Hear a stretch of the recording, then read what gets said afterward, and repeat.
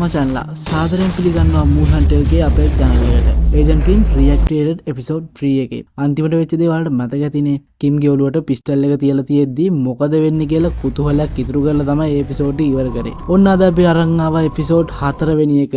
අද කතාව පටන් ගන්නේ කතාව සම්පූර්ණයෙන්ම වෙනස් වෙන පට්ට අතීත සීන් එකකින්. ඒ විතරක් නෙමෙයි. අදත් පිස්සු හැදෙන ඇක්ෂන් සීන්ස් ටිකක් මේ කතාවෙන් බලා ගන්න පුළුවන්. වීඩියෝ එක අන්තිම වෙනකම් බලන්න. මොකද අන්තිමට වෙන්නේ මාරම ටේස්ට් එකක්.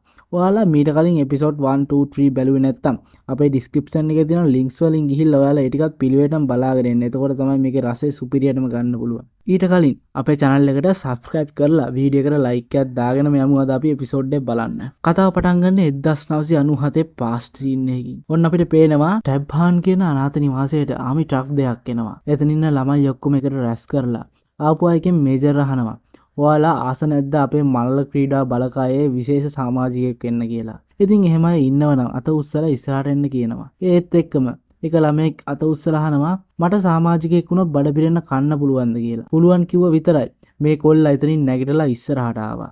ඉතින් මේ කොල්ලා ඉස්සරහට එනවත් එක්කම එතනින් අනිත් ළමයි ටිකත් ඉස්සරහට ඇවිත් හිට ගන්නවා. ඔන්න ඒත් එක්කම අපිට පෙන්නනවා මෙතන මේ ළමයි ටික හොඳටම ගහගෙන එක ළමයෙක් විතරක් ඉතුරු වෙලා ඉන්නවා. ඉතින් මේජර් කියනවා මේ කොල්ලා විතරයි ඉන්ටර්විව් එක පාස් කියලා.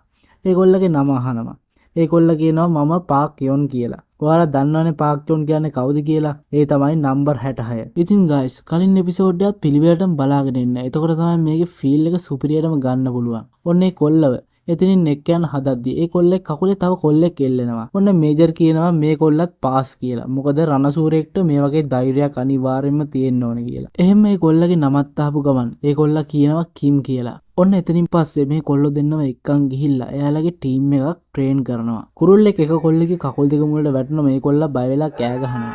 ඉතින් එතකොටම මේජර් ඒ කොල්ලට වෙඩි තියලා දානවා. ඔන්න ඒත් එක්කම මේ ට්‍රේනින් ෆෝස් එකට අණ දීලා කියනවා ඔයාලා අපි ට්‍රේනින් කරන්නේ දකුණු කොරියාවට රිංගලා එයාලගේ ප්‍රධාන නිලධාරීන්ගේ ඔළුව ගේන්නයි. කියනවත් එක්කම මෙයාලගේ ට්‍රේනින් එකට අපිව ගේනවා. ඔන්න කොල්ලෝ දෙන්නෙක්ව අත්වලින් උඩ එල්ලලා හොඳටම ගහලා කියනවා උඹලා හිතුවද මේක මල්ල ක්‍රීඩාවලක් කියලා? නෑ මේක නම් තනිකර අපායක් කියලා කියනවා. මේකෙන් නුඹලා එක්කෝ ඒජන්ට් කෙනෙක් විදිහට එළියට යයි.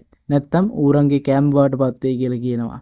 ඊට පස්සේ මෙතන එක කොල්ලෙකුගෙන් තමන්ගේ නම මොකක්ද කියලා අහනවා. ඒ වෙලාවේදී ඒ කොල්ලා කියනවා මට මතක නෑ මම දන්නේ නෑ කියලා. ඒත් එහා පැත්තේ ඉන්න කොල්ලගේ නම ඇහුවම එයා කියනවා කිම් කියලා. ඉතින් guys අපේ ඒජන්ට් කිම් ට්‍රේන් වුණු මූලික තැන තමයි මේක. කතාව ඉස්සරහට යද්දී ඊට වඩා ගොඩක් සිද්ධ වෙනවා. ඔන්න කිම් කියලා කියනවත් එක්කම කනට ගහලා කියනවා උඹලා අදින් පස්සේ නම් ගම් නැති කැලේ ජීවත් වෙන සතෙක් වගේ තමයි ජීවත් වෙන්න ඕනේ කියලා. ඔන්න දැන් ටීම් එක ට්‍රේන් කරනවා.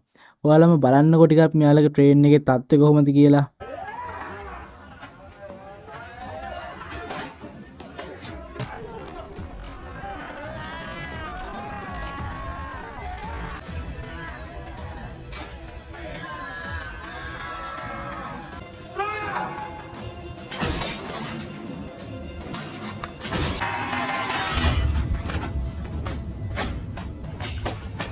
මේ ටීම් එකේ ඉන්න හොඳම දෙන්න තමයි අපේ කිම් සහ නම්බර් 66 කියන දෙන්න. ඉතින් ඒ දෙන්නගේ නම්බර් 66 තමයි හොඳම එක්කෙනා. එයාට නිතරම ජේලර් හොඳයි කියද්දී අපේ කිම්ට පුදුම වෛරයක් තමයි ඇති වෙන්නේ. ඉතින් guys මේ ට්‍රේනින් එකේදී එක දවසක් රෑ අංක 73 ඒ කියන්නේ අපේ කිම් නිදාගෙන ඉද්දී එක කොල්ලෙක් ඇවිත් කිම්ට වෙඩි තියන්න හදනවා. ඒත් එක්කම හැරුණු කිම් ඌව ගහලා එතනම මරලා දානවා. ඔන්න අනිත් පැත්තෙන් පෙන්නනවා ඒ වගේ මැරුණු කොල්ලන් ගිනි ගොඩක් ගහලා ඒ ගිනි ගොඩට ගෙනත් දානවා. ඔන්න දැන් මේ ට්‍රේනින් ෆෝස් එක ටීම් එකක් විදිහට මෙහෙයුමකට යවන්න තමයි සූදානම් කරලා තියෙන්නේ. දැන් මෙයාලා උමගත් දිගේ ඇවිත් ඉස්සරහට ක්ලියර් වෙනවා පෙන්නනවා. එතන එක තැනකට ඇවිල්ලා මෙයාලා වෙනම ගයක් ඇතුල් වෙනවා.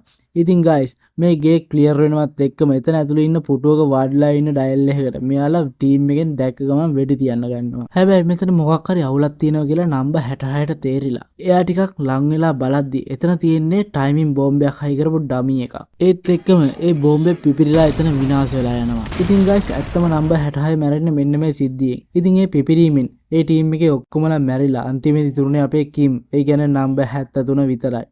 ඔන්න guys මේ සීන් එකෙන් පස්සේ තමයි අද කතාවට එන්ටර් වෙන්නේ. මගේ channel එක subscribe කරලා මගේ 1k ගමන්ට support එකක් දෙන ගමන් අපි යමු කතාවට.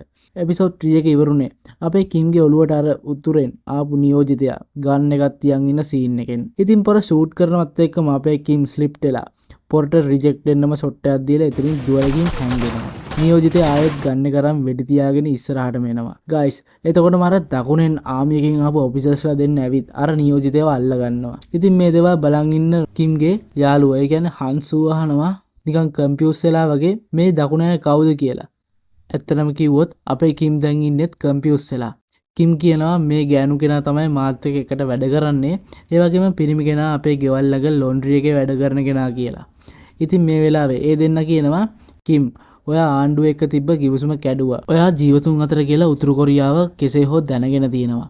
ඉතින් ඒ නිසා ඔයා කැමැත්තෙන්ම අපිට බාර වෙන්න කියලා කියනවා. මේ වෙලාවේ මේ සීනියර් විදියට කතා කරන කිම් මගේ දුවව පැහැරගෙන ගිහින් තියෙන්නේ. ඒ නිසා මට එයාව හොයාගන්නකම් කල් දෙන්න. හොයාගත්ත ගමන් මම අනිවාර්යයෙන්ම බාර වෙන්නම් කියලා පොරොන්දු වෙනවා. ඉතින් ඒ පොරොන්දු වෙලා එතනින් යන්න යනවා. මේ වෙලාවේ නම් අර ඔෆිසර්ස්ලා දෙන්නට කර කියා ගන්න දෙයක් නැතුව බලාගෙන ඉන්නවා. ඉතින් මේ අවස්ථාවෙන් ප්‍රයෝජන ගත්ත අර නියෝජිතයා එතන තියෙන ගන්න එක අරගෙන ඔෆිසර්ස්ලාට ගහලා අනිත් කෙනාට වෙඩි තියනවා. හැබැයි ඔන්න ඔතනදී අපේ නියෝජිතයා එක්ක අර කෙල්ල ෆයිට් කරත් කොහොම හරි කෙල්ලගේ කකුලටත් වෙඩි දීලා පොර එතනින් පැන ගන්නවා. ඒ ගිහිල්ලා කිම්ලා එතනින් පිටත් වෙනවා දකින්න නියෝජිතයා එක දිගටම වෙඩි තිබ්බත් වැඩක් නම් වෙන්නේ නැහැ. අපේ කිම්ලා එතනින් ආරක්ෂිතව පිට වෙනවා. ඉතින් අපේ කිම් ගානක්වත් නැහැ වගේ හිටියට එයාට වෙඩි වදිලා තමයි තියෙන්නේ. මේ වෙලාවේ මෙයාලා යන ගමන් ඒ තුවාලටත් බෙහෙත් දාගෙනම තමයි යන්නේ.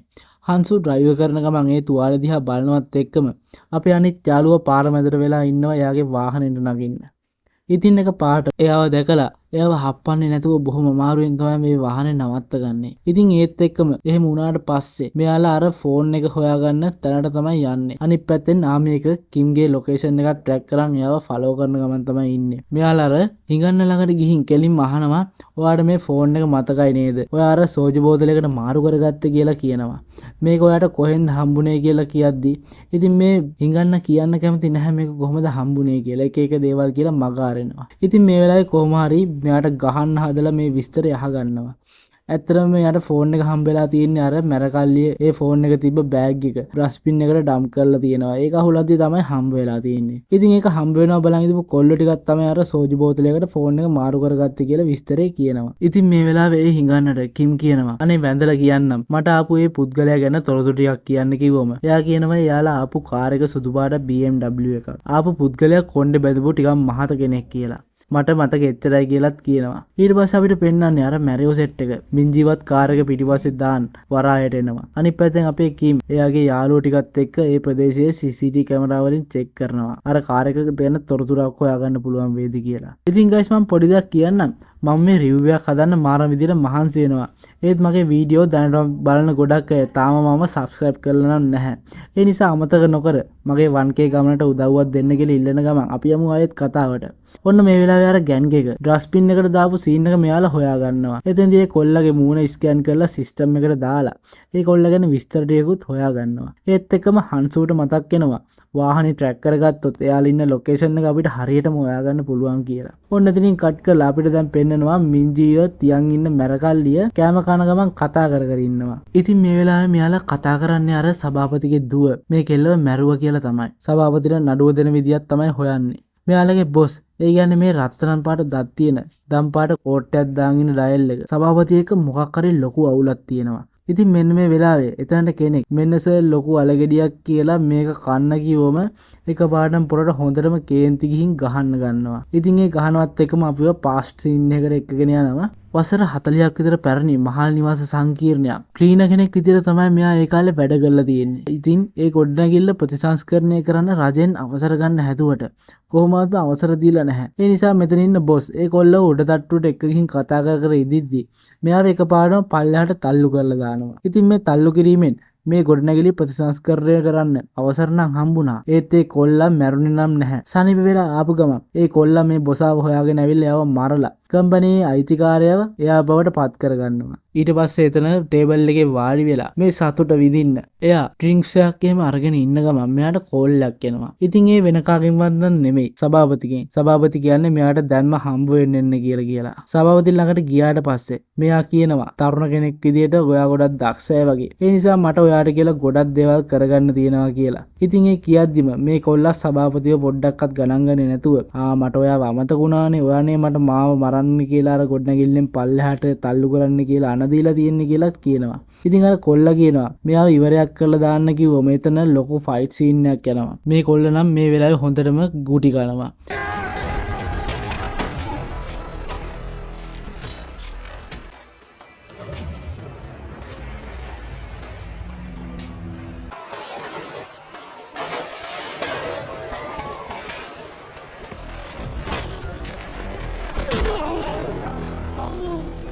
එයාසේ කොල්ල අතේ තිබිච්ච පිහියෙන් මේ කොල්ලගේ කම්බුලටත් අනිනවා.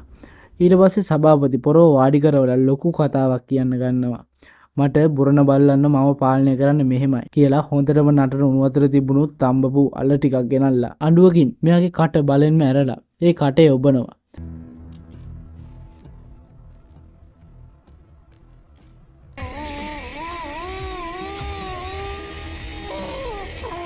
ඔබලා කියනවා ඊට පස්සේ බල්ලා කවදාවත් ඒ අයිතිකාරයට බොරණ එකක් නැහැ කියලා. ඊට පස්සේ අහනවා දැන් ඔයාලට වලිගය වරන්න හිතනවද කියලා අහනකොටම ඒ කොල්ලා සභාපතිගේ කකුල් දෙක මුල වැඳ වැටලා කියනවා මට සමා වෙන්න සර් මම ඔයා කියන ඕනෙම දෙයක් කරන්නම් කියලා. ඔන්න ගයිස් මේ සිද්ධිය නිසා තමයි පොරට අලගෙඩිය දැක්කම අර මෙයාගේ ගෝලයට හොඳටම ගහන්න හිතුනේ. දැන් තේරෙනවනේ මෙයාගේ හිතේ සභාපති ගැන කොයිතරම් තරහක් තියෙන හේතුව.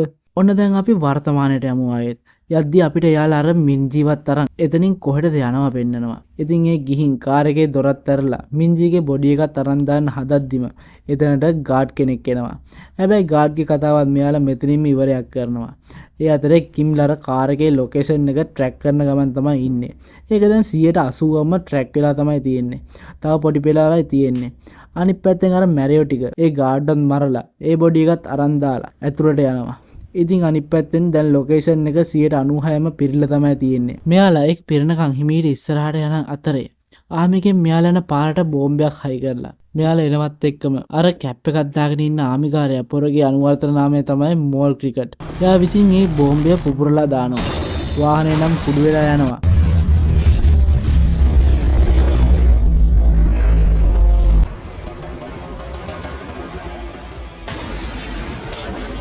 ඒත් ඒ කිම් එච්චර දෙයක් වෙලා අතර ලොකේෂන් එක ට්‍රැක් වෙනකම් බලන් ඉන්නේ ගයිස්. ඔන්න අනිත් පැත්තෙන් මින්ජි මැරිලා කියලා හිතාගෙන ඒ බොඩි එක වරායේ තියෙන බීසරයක් ඇතුලට දාලා අර මැරියෝ තුන් දෙනාත් එතනින් ගියාට පස්සේ මෙන්න අපේ මින්ජි ඒ ගෝණියෙන් එළියට එනවා.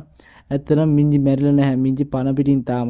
ඇවිත් වටපිට බලනවා මොකද මේ මම කොහෙද ඉන්නේ කියලා. අනිත් පැත්තෙන් අර කිම් බෝම්බේට වාහනේ අහුවෙලා ඒ කිසි ගානක් නැහැ වගේ බලාගෙන ඉන්නේ අර ලොකේෂන් එක ෆිට වෙනකම්. ඉතින් ඔන්න දැන් ඒකේ ලොකේෂන් එක ළඟම තියෙන වරාය කියලා පෙන්නනවත් එක්කම අර මෝල් ක්‍රිකට් කියන හාදයා එතනට ඇවිත් කිම් වහම එළියට එන්න මම දන්න ඔයා මැරිලා නැහැ කියලා කතා කරනවා. තව පරක් වුණොත් ඔයාට තවම පාඩු වෙන්නේ. උතුරට අරන් ගිහින් මැරුම් කරනට වඩා මාත් එක්කම එන එක හොඳයි නේද කියලා ඔයා හොඳාකාරම දන්නවනේ කියලාත් කියනවා. ඒත් එක්කම හන්සු වාහනෙන් එළියට බහිනවා. ඒ වෙලාවේ මේ මෝල් ක්‍රිකට් කියන පොර කියනවා මට ඕනි ඔයාව නෙමෙයි කියද්දි අපේ හන්සු දැන් ගොඩක් තරහෙන් වගේ කියනවා මට ඔයාගේ තොප්පිය දැක්ක ගමන් මාරටම එපා වුණා. ඔයාට හිතා ගන්නවත් බෑ ඔයා කරේ මේ කොච්චර ලොකු වැරද්දක්ද කියලා. මම දැන් ගොඩක් කේන්තියෙන් ඉන්නේ. මම දැන් මේ කේන්තිය පිට කරන්න යන්න හදන්නේ කියලා ටිකක් එයාගේ ළඟට ඇවිත් තප්පරයක් දෙන්න කියලා එතන එක්ස්කියුස් කරලා මෙයා පොඩ්ඩක් එක්සර්සයිසස් ටිකක් කරන්න ගන්නවා.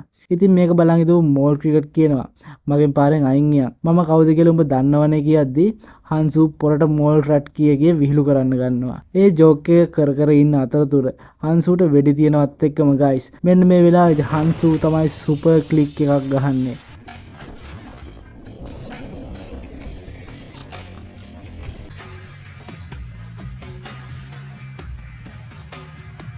ඔන්න ඒකෙන් බේරෙන මෝල් ක්‍රිකට් රෝලක් දාලා එහා පැත්තට පයින්නවා. ඉතින් ඒත් එක්කම කිම් ෂේප් එකේ අනිත් පැත්තෙන් ගිහින් ආමි ජීප් එකට නැගලා එතනින් ගානට ස්කීප් වෙනවා. ඔන්න ඉතින් ඊට පස්සේ අර මෝල් ක්‍රිකට් කියන හාදයා පිහියකුත් ඇදලා හන්සුට ගහන්න ගන්නවා. ආයෙත් හන්සු කියනවා අයියෝ උඹ පිහියකුත් ඇදලා ගත්තද? උඹට අතින් පයින් ගහගන්න බැරිද කියලා අහනවා. ඉතින් ගයිස් මේ ඔක්කොම වෙනකම් මේ අපේ අනිත් යාළුවා වාහනට වෙලා නිදි.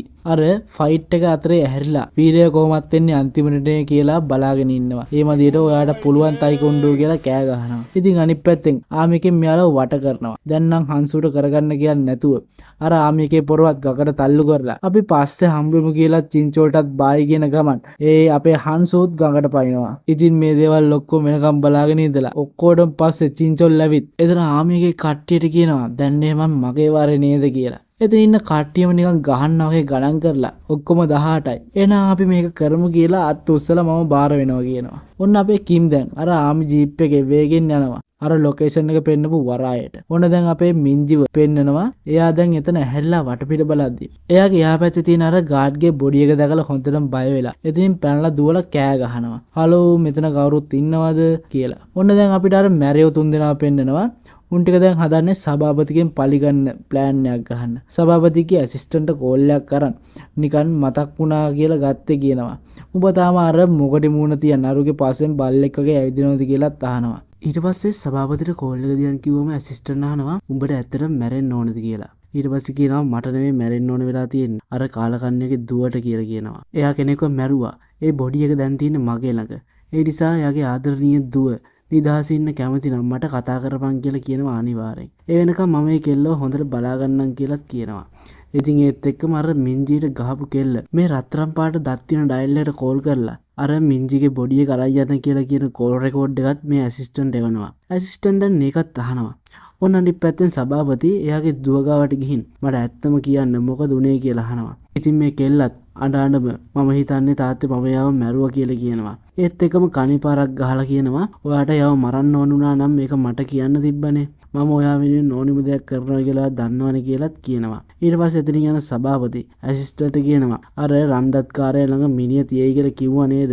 එයා ඒ කෙල්ල මැරුවා වගේ දත්ත ටික හදන්න කියලා එතනින් යන්න යනවා. ඔන්න ඒත් එකම අපේ කිම් දැන් ලොකේෂන් එකට ඇවිත් අර කාර් එක තියෙනවා දකින්නවා. ඒක දිහාත් අවධානයෙන් බලලා වටපිට බල ඉස්සරහට ඇවිදන් යනවා. අනිත් පැත්තෙන් මින්ජීට සීතල දරා ගන්න බැරුව අමාරුවෙන් ගුළු වෙලා තාත්තේ කී ඉන්නවා.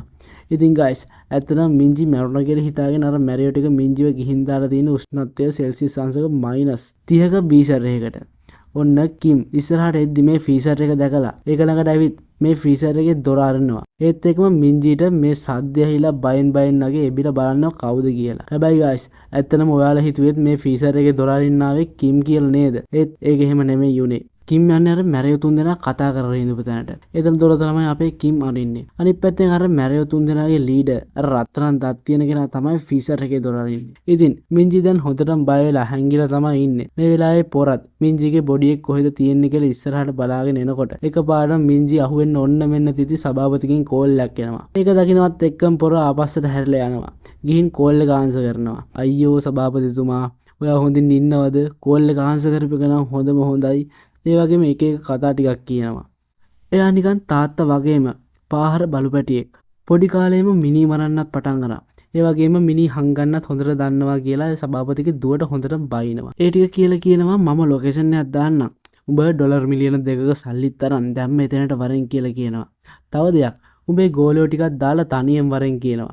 ඒ වගේම මගේ දත් ගැලෙව්වා වගේ උඹේ ඇසිස්ටන්ට්ගේ දත් ටික ඔක්කොම ගලවලා මට සාක්ෂියක් විදිහට ඡායාරූපයක් එවපන් කියලා කියනවා. යාළුවනේ තේරෙනවනේ මෙයාගේ හිතේ සභාපති එක්ක කොච්චර තරහක් තියෙනවද කියලා. ඉතින් ගයිස් මේ කියපු කිසි දෙයක් ගාන කොටක් ගන්න නැති සභාපති අපි යමු කියලා සිහින් සිනහවක් දාලා එතනින් පිටත් වෙනවා. ඉතින් අර තනි මිනිහට ගහන්න කාර් හතරක්ම ගාඩ් පිට තමයි අපේ මැනේජර් කාර්යය පිටත් වෙන්නේ. හිතා ගන්න පුළුවන් නේද මොන වගේ කෙනෙක්ද කියලා.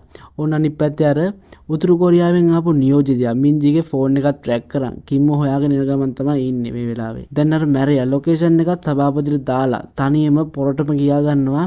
මට මාර ආසාවක් තියෙන අරුගේ දත් ගලවනවා බලන්න කියලා හිතේ ඉන්නවා. ඉතින් මේ හිතේ ඉන්න අතරේ අපේ මින්ජි ෆීසර් එකේ සීතල දරා ගන්න බැරුව දොර හිමීට අරගෙන එළියට එනවත් එක්කම ඒ සද්ද ඇහිලා මෙයා ඒ පැත්ත බලද්දි මින්ජිව දකිනවා. ඒත් එකම අනිත් පැත්තෙන් කිම්ම පෙන්නනවා ගයිස්. කිම් අර මැරියෝ දෙන්නට හොඳටම ගහනවා. ගහලා එක කකුලත් කඩලා දානවා. ඉතින් මෙන්න මේ සීන් එකත් පෙන්නනවත් එක්කම අපේ මේ එපිසෝඩ් 4 එකත් ඉවර වෙනවා ගයිස්. ඉතින් ගයිස් ඔයාලා මොකද හිතන්නේ? මින්ජිව බේරගන්න අපේ කිම්ට පුළුවන් වේද? ඒ වගේම සභාපති සහ මැරිය අතරේ මොන වගේ ලේ හැලීමක් වෙයිද? උතරින් ආපු නියෝජිතයා මොන වගේ ගේමක් ගහයිද කියලා ඉස්සරහට බලමු. ඊළඟ එපිසෝඩ් එක ආපු ගමන් බලන්න. දැන්ම අපේ channel එක subscribe එකක් දාලා bell icon එකත් on කරලා තියාගන්න. වීඩියෝ එක හොඳයි නම් වීඩියෝ එකට like එකක් දාලා ඔයාලගේ අදහස් අනිවාර්යයෙන්ම comment කරන්න අමතක කරන්න එපා. යාළුවන්ටත් බලන්න share පාරකුත් දාන්න. එහෙනම් guys ඊළඟ සුපිරි එපිසෝඩ් එකකම් මග බලන් ඉන්න අපි මේ එපිසෝඩ් එකෙන් හමු වෙමු හැමෝටම ජය වේවා.